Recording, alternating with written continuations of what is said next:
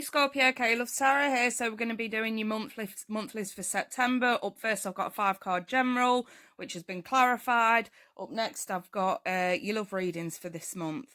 So please do stay tuned. So central, we've got the Ace of Wands covered by the Tower. Seems like you guys are wanting to do something here, which it almost feels like a sacrifice. It almost feels like you need to sacrifice something here in order to move on with a plan of action, let's say.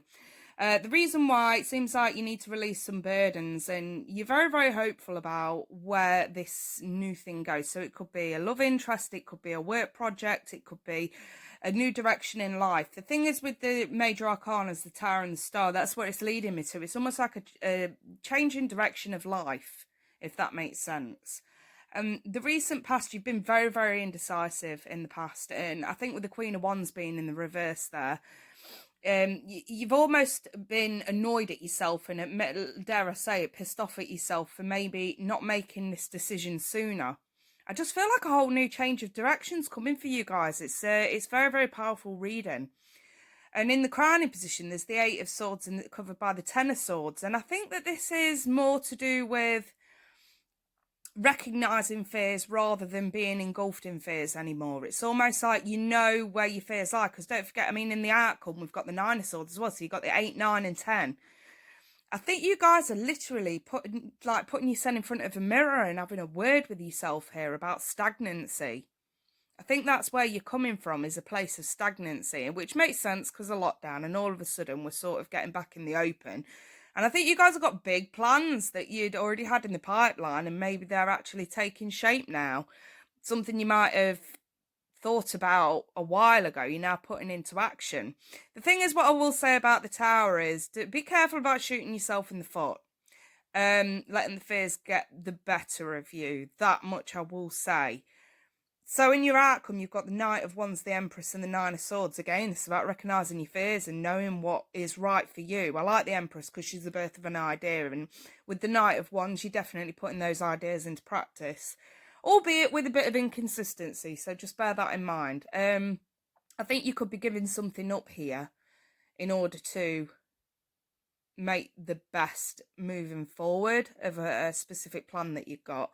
Like I say, whether this is a love interest that you're going after and you're just putting your fears to one side and going for it, or whether this is some sort of work project or a change in direction when it comes to life and what you want to do and where you're going and where you want to be.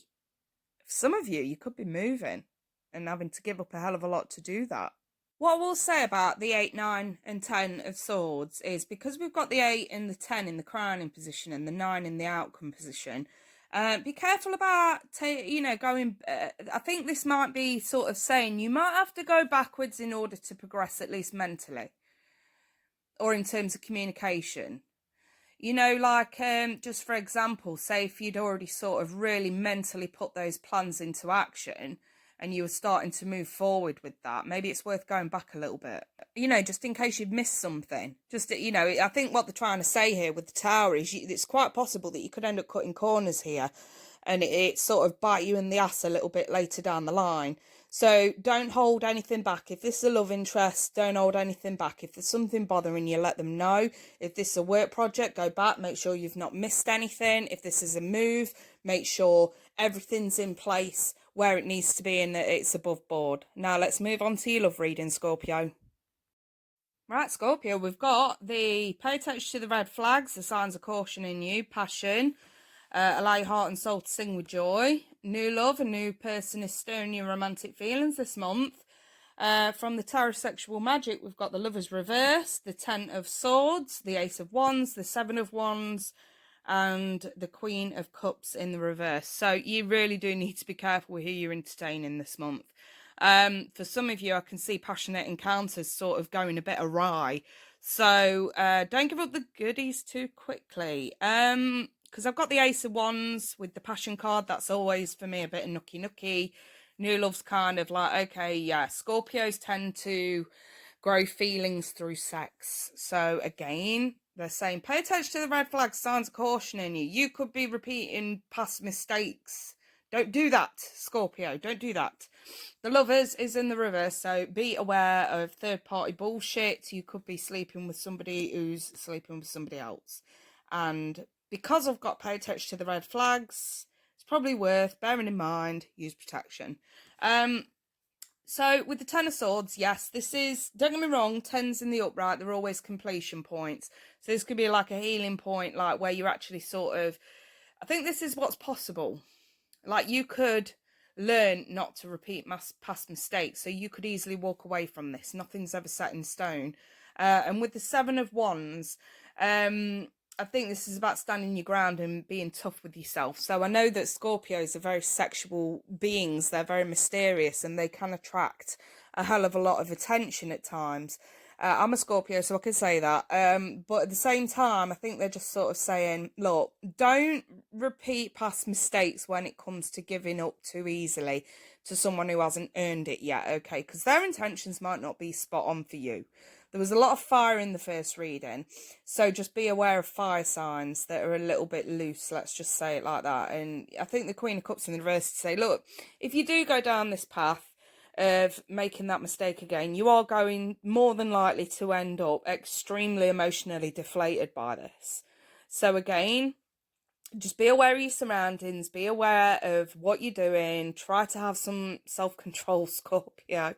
Like I say, if it weren't for that Ace of Wands in the upright and the Passion card, I would literally be like, you know, saying a different storyline here, but I can't. Don't be fooled by the new love card. This is how you're feeling at the time.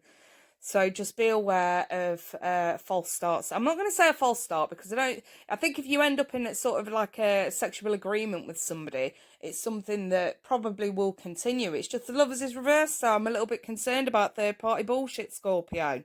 Anyway, I'm going to leave it there for now, and I do wish you guys all the best. If it hasn't resonated, don't bash the comments because I'm not interested. You know, go check out your Mini Rising or go and see if somebody else got the right messages for you at this time.